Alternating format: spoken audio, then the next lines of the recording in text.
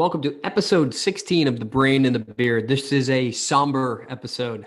Depending on who you're talking to, we'll pay our respects and our farewells to Sam Darnold on today's episode. So today is going to not strictly, but it's going to mostly be a reaction podcast episode to the news that broke that Sam Darnold has been traded to the Carolina Panthers. So before we do that, Marky, how you doing, buddy? Doing great. Like you mentioned, as much as I was pushing, as much as I wanted to move on, we'll get into this reaction. It's still a somber podcast. Like Sam Darnold was a part, of this Jets family for the past 3 years. So, but overall feeling pretty good. It's been a little removed since the trade. Now I'm just looking forward to the draft, honestly. Yeah, I think if we would have filmed this podcast the day he got traded, I probably would have been a heck of a lot more animated and like upset. Yeah. Like the day the news, I found out the news, and we'll get into the details of it all. But when I found out the news, like I went outside and like sat down in the grass. I was sitting with the dog. It was sad. It was sad. Just like, dang, dude, like just lost, someone I loved. It was a tough episode. I mean, a tough couple days there. I mean, obviously it's sports, but. How about the timing? We moved the podcast to every other Tuesday, and then the trade breaks on either a Tuesday or a Monday afternoon, and it was like as far away from our next podcast as possible. We wanted to keep it, the schedule consistent and not do an emergency pod, even though if anything warrants an emergency pod, is probably your starting quarterback getting traded. But hey, we're staying true. We're still out of season. Yeah. So to break down the details of the trade before we get into the emotional, reaction. So we received a 6th-round pick this year in 2021, and then a 2nd and a 4th next year. So right off the bat, if we take all the emotional ties away from it, I actually do think we got good value. I think it was a good trade in the sense that the market was drying up, right? The quarterback market. You had Andy Dalton to the Bears for $10 million. You had Ryan Fitzpatrick to Washington. That takes away two, probably the highest priority suitors, I'm assuming, right? So that really just left Denver and Carolina after San Francisco traded up. So I do think Joe Douglas did a good job to get as much value out of it. I would have loved the 2nd-round pick this year, obviously, but to get a 2nd-round pick in general, I thought was good value. Yeah, I mean, obviously, I've been an advocate the whole time for trading the number 2 pick and keeping Sam. Yeah. I have to sort of get off of that idea now because that's clearly gone, right? But I think he's going to be an awesome fit in Carolina. Speaking of, obviously, like you said, you wish you got more value for him, and I think he is more valuable than what we may have got compensated for him. I agree with that as well. Yeah, but the situation I definitely think he is more valuable than that. The one thing I will say is I think that the Bears and the football team, I think they made a mistake. Right? I do too. They both went with aged out quarterbacks. Look, no disrespect. Like both those guys are good. Both of them are going to win you some football games. But I think that Carolina is getting someone who is going to be their franchise quarterback. I do think, as much as it hurts me to say, I do think maybe the fresh start might be really good for Sam. And he's 23. You know what I mean? Yeah, he's a kid, dude. He's still so young. I think he is going to do really well there. He's going to be reconnected with Robbie, who he has a ton of chemistry with, Robbie Anderson. They're like the Jets South. It's crazy. Yeah. And you know what? You better believe I'm a Panthers fan. Besides, I'm not a Panthers fan, but outside of the Jets, rooting for them. I'm rooting for Carolina. And so I'm happy he landed there. It was nice to see how happy he was in that little video posted when he walked into his house. Who was it? Like Jordan Palmer, maybe? Yeah, Jordan Palmer. So they had the balloons up and stuff. Like, he was smiling. And we haven't seen that smile out of Sam Darnold in a couple of years. He had a really tough road with us. I think it's only fair to say that he really had a tough go. Like, he had no help. Yeah. He was never put in a position to succeed. He had the mono, which would made him almost a laughing stock. He had the I'm seeing ghost things that the media killed him about. He just didn't have a fair shake here, I think. And I would have loved to see him get that fair shake.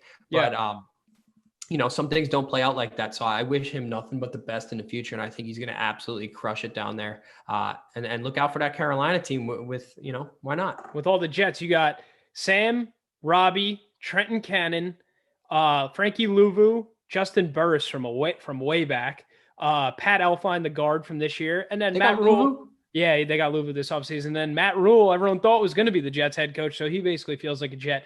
But I'll be rooting for them. I know fans are going to start rooting against them to get that higher second round pick. I can't do that. You know what? I wished, we moved on, which we Oh did. no, But I'm no. not going to root against Sam. I want Sam to have an amazing career. And, I'm going to be rooting for Carolina for the next, however long Sam's there. Yeah, I mean, I'm sure there's people who are going to root against him. Just in general, but, forget about the picks. Yeah. Like, I don't think he deserves that in the slightest. No, like, he's a great kid. He really is. Oh, and I mean, that's another note I wrote down. Like, I want to pay tribute to him. Like, granted, he didn't have the best statistical numbers. I know you got the numbers, but he was the epitome of a great human being when he was here. Right, first thing he did, he went to the hospital. Like he never did, and the only thing he did wrong was get mono, and that's not his fault. Completely out of his control. I think he epitomized like a great kid, and not only that, in such a young age, he was a pro's pro, right? Yeah. He handled all the adversity thrown at him. He handled everyone in the media, talking down on him, even throughout all the mixed, like this past couple months, like you didn't hear a negative word out of his mouth. Like he wasn't that guy. So I am sad that we are losing that caliber of a person in the Jets organization. And like, I do feel for him, like in his press conference yesterday with Carolina, he mentioned that like, he's someone who likes to plan stuff out, and just this uncertainty, was driving him nuts the last couple of months. And I can only imagine that. Like, you're in complete flux. You don't know if you're going to be the quarterback of the Jets or where. He could be moving anywhere in the country, but now he's just relieved that it happened. And I'm happy for him. He's got a lot of weapons in Carolina. You got Robbie Anderson, DJ Moore, McCaffrey. Hopefully they get Kyle Pitts at 8. Pretty cool place to live too. Remember when we went down there for the Miami game? Charlotte is an awesome city. All right. So that leads me talking about his press conference. That leads me to my next topic that I want to talk about with you. So let's talk about our immediate reactions when the trade went down that day. But before you tell me your reaction, let me just hit you with the quote he dropped. This hit me when I saw this in his introductory press conference with the Panthers. He said, "My expectations were to go in there and play 20 years, win Super Bowls." And he goes, and just that was the dream. You know what I mean? Just to go in there, the team that drafted you, play 20 years, win a bunch of Super Bowls, and just be this hero. And he's like, unfortunately, it just didn't work out. Hearing that kind of crushed me as a Jets fan.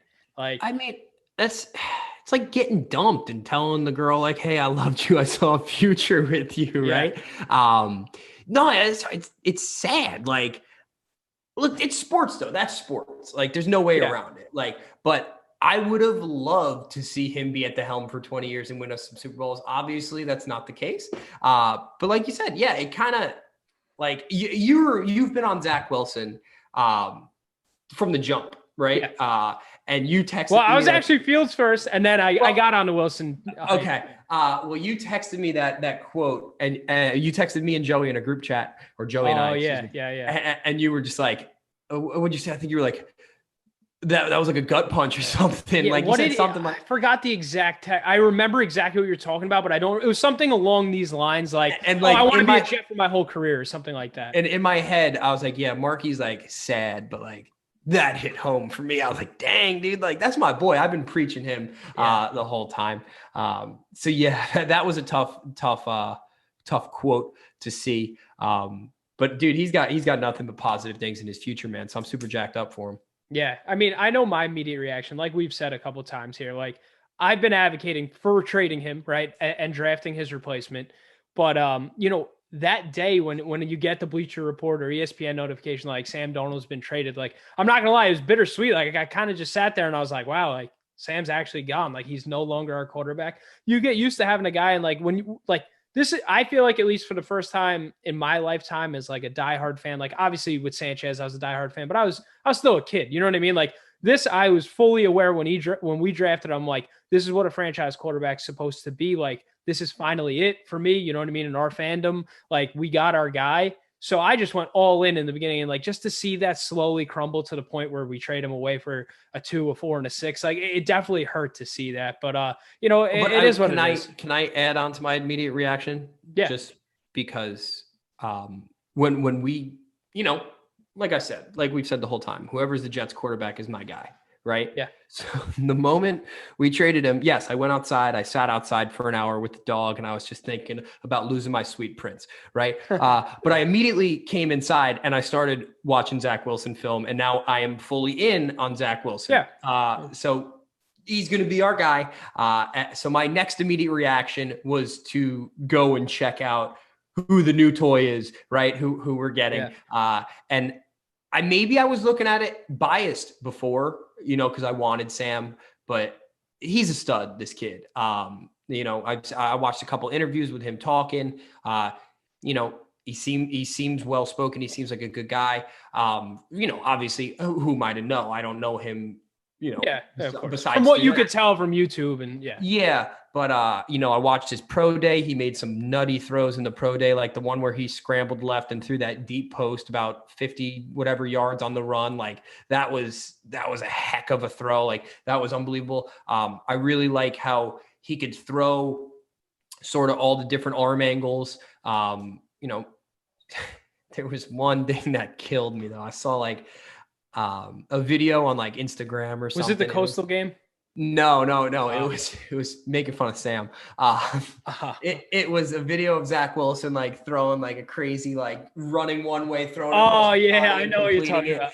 And it was like, what are we talking about? Sam's been doing this his whole career, and they just show him do the exact motion but throw a terrible pick, and the announcer just goes, "Terrible throw by Darnold." Yeah, that was definitely.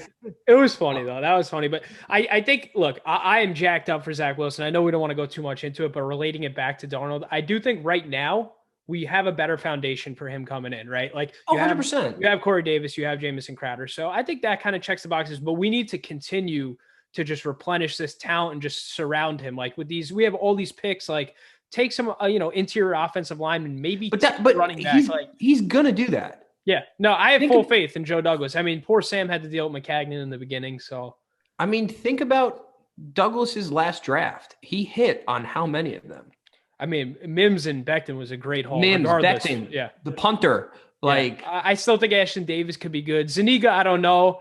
Cam Clark to be determined. I think Bryce will be all right. Yeah, Bryce Hall is a great pick. The only pick, James Morgan, but we haven't even seen him yet. So, like, how are we going to make a judgment on that? Well, he was the number one quarterback for a minute. He is still QB1. Captain still, Morgan. Excuse me. I'm acting like we already drafted the guy. Captain Morgan. Captain Morgan. Is that who we're talking about? Who is he? He's got to, if he scores a touchdown, he's got to do like the Captain Morgan, like. Yeah, he looks like him too, I think. But so I wanted to bring up shed some positive light. On Sam. So I want to bring up 3 memories. Now, these might not be his best 3 plays, but or moments, but there are things I think are worth bringing up. And if you have more, please hop in. I know you might not have wrote any down because I kind of sprung this on you. But I'm going to do 3, 2, 1. So start at number 3. Highlight for Sam in his career, in my opinion, is going to be his first game. 48-17 win over the Lions, despite throwing a pick 6 on his first ever pass. Yeah. So I think that was, when that happened, what was that, a Monday night game? I remember just being like, against the Lions. Yep. Yeah, I was like, I just said that. I was like, oh my God, like this kid is the truth. Like the first pass, I was like, oh, here we go again. But after that game, I was like all in, have been ever since. But I think that should be his number 3 best memory as a Jet, at least in my eyes. As a side note related to that moment, well, obviously I think it was like, it might've been my senior year, junior year of college. I don't remember when that game was, but we were all watching the game, and obviously all my buddies are from all around the country, and none of them are Jets fans. And the Jets at this point were like still the Jets that everyone makes fun of. And after that first throw, yeah, I know exactly. After that first throw, they just started clowning me, and I was like, "Oh my God, this is going to be a long night." Like Sam throws a pick 6 on the first play, and then he just silenced everyone the rest of the game. I want to give credit to my roommate at the time, Newt, right? So Newt's a Broncos fan. I'm a Jets fan. We would always watch the games together, and they never really coincided at the same time. So like I would root for his team. He would root for my team. And to his credit, after that first pass, he looked at me, and I can't remember word for word what he said, but he's like, "It's okay." He's like, "It's okay. Like, we got this." And I was like, "You're right, dude. We do." Yeah. No. So that's gonna be my number 3. All right. Number 2 happened this past season. Monday night, another Monday night game. When he broke off that Monday night, Sam. Sorry, Newt. Against the 46-yard touchdown run against the Broncos. Yep. When he almost hit the fake, he kind of hit the fake slide. Mike Vick it, and he took it to the crib. I just think that was an exhilarating play in a season that obviously meant nothing really at that point, even though that was a highlight for sure. I remember, we actually, I was back in New York. We were watching that game together. We were going nuts in the living room when that happened. So that was like a really exciting moment. So I'm going to put that as my number 2. That was still only week 4. So we were still feeling all right. Like we weren't like 0-10 yet. I mean, but you knew we were going down that route, and we did that the previous year. So like you kind of knew at that point, like, probably not gonna be our year. And then he got hurt. And then the next one hits near and dear to me. The last one, my number 1 memory. We were with each other. We were at the game. This was on October 13th, 2019. All right. We're 0-4. Let me just set the I know what game Let me set the mood. We're 0-4. We're backed up on our own 8-yard line against the Dallas Cowboys. Mm-hmm. Sam Darnold drops back and hits a 92-yard strike to Robbie Anderson. Yes, sir. We knew Robbie was scoring by the time he was at like the 50, right? Yeah. I legitimately turned to you. I had you by the neck, and I was celebratory punching you in the head at about 75%. I was like, we were going nuts. I think I might have gave you a concussion, but that was by far and away. I think that's a Jets record. I think it still might be a Jets record for longest touchdown. That was an incredible play. It really was. Those last 2 were just plays, but they were exhilarating plays, and I think those were his 2 best highlights as a Jet. Not only the run, which is probably, I'm going to assume, the longest run a Jets quarterback's ever had. I'm going to assume that. I don't know that offhand. You might be right. I don't know either, to be honest. That's like maybe Mike Vick broke one a couple of years. I don't know. No, I don't think he did. Not 50 yards, 49, whatever. But I'm almost positive that the 92-yard touchdown is still a Jets record. That was just such a sick play. The place was rocking at that time, and we ended up walking away with the win. Yeah, it got a little hairy. He also threw another strike to, I want to say, Ryan Griffin in the first half of that game to put us up like 2 scores going into half. I want to say it was Ryan Griffin. I'm not sure. Right in front of us. But yeah, we had some ups. We had a lot of downs with Sam at the helm, but I think it's only fair to shed some light on and obviously he made a ton of great plays even this past year, scrambling, throwing it across his body to like under pressure to Berrios, or against the Giants. He made a throw a couple years back at MetLife. Well, obviously, he was at MetLife for playing Giants, but he made another throw where he was basically sacked. He threw it like a dot. I remember that. He was going down. He threw it kind of towards the sideline, like a crossing route. Yeah, maybe? I want to say to Robbie. I want to say it was to Robbie at that time. Yeah, I mean, everything was to Robbie at that time.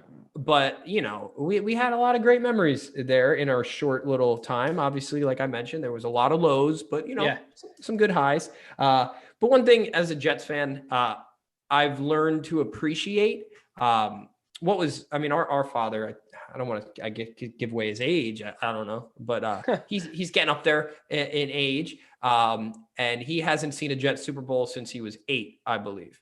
Yeah. So if you're good at math, I guess you could figure out how old he is. But I feel like with all the lows we've endured as Jets fans, the moment we do break that threshold, it's going to be insane. We do get a win. Like, it is going to be unreal. I am a little nervous. I did a couple episodes back tell you that if Zach Wilson wins the Super Bowl for us, I have to get his face tattooed on my body. It's gonna be a great tat. So it's gonna be a great tattoo one day. I'm gonna have to eat that. But yeah, man, I just wanted to, pay tribute. Before we move on to our moving forward, I'm sure you think the same. But I just want to say, Sam, I loved having you as the quarterback. I'm gonna miss you in New York, but I wish you the best of luck in Carolina. Yeah, I would say, obviously a lot of the moments you mentioned are some of my favorite moments. I'd say my favorite moment was the 92-yard touchdown, but just a couple different, maybe, I don't even know if moments, just games, they were both losses, but his rookie year, the Green Bay and the Texans game, both. Well, that was his career high. Dude, like those games, I was at both of those. I think you were definitely at the Green Bay. You might have been at the Texans. I don't remember. Because Green Bay, I know you were there. I think Mike D might have been there with us. I don't remember exactly. But Frankie. Yeah, I think it was us four. We went to the Ranger game after. Yeah. That game, those two games, just watching him battle with Deshaun Watson and, with Aaron Rodgers, I was in awe. I was like, this is amazing. Like, we got this stud quarterback. And I think he could recreate that. Like, I'm hoping, him and Robbie have many more deep bombs to come in their future. I have a phenomenal photo of us from that game that Gavin took. No, I know. I know exactly what photo you're talking about. That was a good one. So yeah, man, I guess just paying some respects, paying some tribute, and wishing the best of luck there. So do you have anything you want to add on, or stats, or anything that you think is pressing before we go to, I guess, our moving forward? You know what? I wrote some stats down. I don't even think they're necessary. We're just saying thanks to Sam here. You know what I mean? He was a class act. I guess my closing remarks on Sam Darnold, he was a class act. You know what I mean? It's not going to be the last time we talk about him on this pod either. No, probably not. But just, to close the chapter right now, he was a class act. You know what I mean? He always held his head high. Like, you felt like he was a great teammate, and he was just fun to be a fan of. You know what I mean? Like, I enjoyed following Sam Darnold both on and off the field. You know what I mean? Watching his different workouts and one jet drive, like covering him back in California. Like, honestly, I know it's over now. It might not have been what we all dreamed of when we drafted him.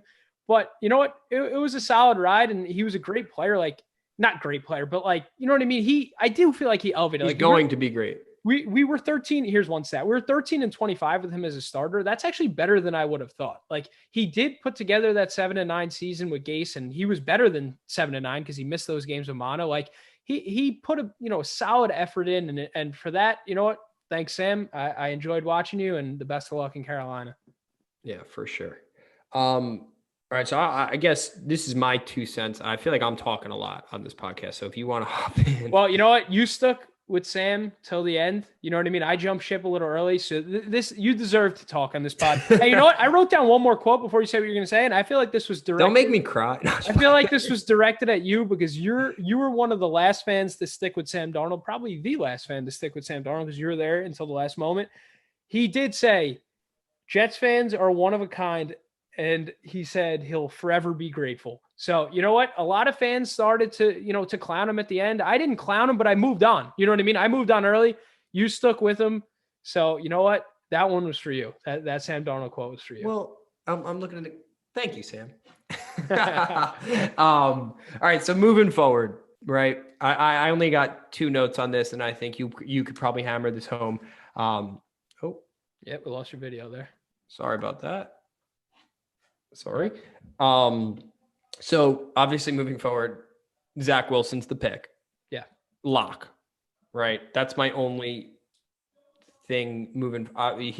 Joe's going to make his moves that he needs to make elsewhere, but obviously Zach Wilson is a lock. And I think Justin Fields is going to be really good for the Niners. I think that's I don't think that's a lock. I should be a lock, but they keep saying Mac Jones, which is crazy to me. I won't believe that until the card is in. I want to be on record thinking I think that Justin Fields should go to San Fran. I'm with you on that. So back to Zach Wilson. Like I mentioned, the moment the trade happened, I am now fully bought in on Zach Wilson. Obviously, whoever's wearing the green and white, I've said it countless times, that's my guy. So he will be my new guy going forward. Absolutely. The next thing I think that the Jets need to do, and I think they're doing a great job at it thus far, is building a culture, right? Joe Douglas needs to build the culture. We bring guys in, this, that, and the other. But we need to have the culture that, like, you think of teams like, the Steelers, right? They have a culture of winning football, right? You think of the Patriots, they had a culture of winning football. I think culture is just crucial. And I think that bringing Salah in is going to give us that culture. And I speak to that from experience. Like, obviously I never played like at a professional level, but playing at Salisbury, like, that was half the battle here. Was the guys who succeeded here, right, for us, were the guys who came in and they kind of like earned their stripes in a sense, like you need to buy into the culture. Like the culture is going to be bigger than you, right? So whether that was, little things like going to workouts, obviously they're going to go to workouts, they're pros, but, buying into the culture of becoming a winning team, right? Everything they need to do, they need to practice like a winning team. I'm almost 100% positive under the Gase era, we never practiced like a winning team, No. right? We practiced like a pro team who was trying to put something together. Like we need to practice as if we are a winning organization, which I don't think we're too far off from. Like, granted, we might not be a playoff team next year, but I think in the near future, we absolutely are. So I think the biggest thing is obviously locking down the quarterback who needs to prove to be the franchise quarterback and then building the culture. Hey, I mean, honestly, I'm not going to dive too much into the specifics of the future because we're going to talk about that when the draft comes and after the draft. But I agree with you fully. You know what I mean? And I think we have two guys in Robert Saleh and in Joe Douglas that those are the two guys if I could handpick two guys to create a culture and to establish this culture, have guys buying into being New York Jets and just wanting to win football games, they're the two that I would pick. So I'm thrilled with, Joe's hire of Robert Saleh and, even the moves he's made so far this offseason, bringing in high character guys like Corey Davis, you know what I mean? Like Carl Lawson, just guys of that, I think Hardy, the special teams guy, they said is just an absolute culture setter. So they're slowly piecing together the foundation of, of our franchise. You got guys like Becton, you know what I mean, already there. Some younger guys, Quinnen Williams. I feel like the culture is great within that Jets locker room. And, we're just going to continue to stack and build on top of that. So I'm so excited, for the next decade of Jets football. Oh, hey, we're on the up. I mean, we can't really be much lower, but, we are on the up. I'm super pumped up. September, well, I don't even know what the date of the first game is, but September, whatever. Let's go, baby. Do you still got his jersey hanging on the wall? I do. I can't take that down. Come on. Signed to me. Signed to you and you had him out the door, huh? Hey, I was gonna wear a Sam Darnold jersey for the podcast, but I'm not a jersey guy. Hey, look, still will always be a fan of Sam. I know I voiced my opinion to move on. I just felt like from a football standpoint, that was probably the best move for us. But that doesn't take away, you know what I mean?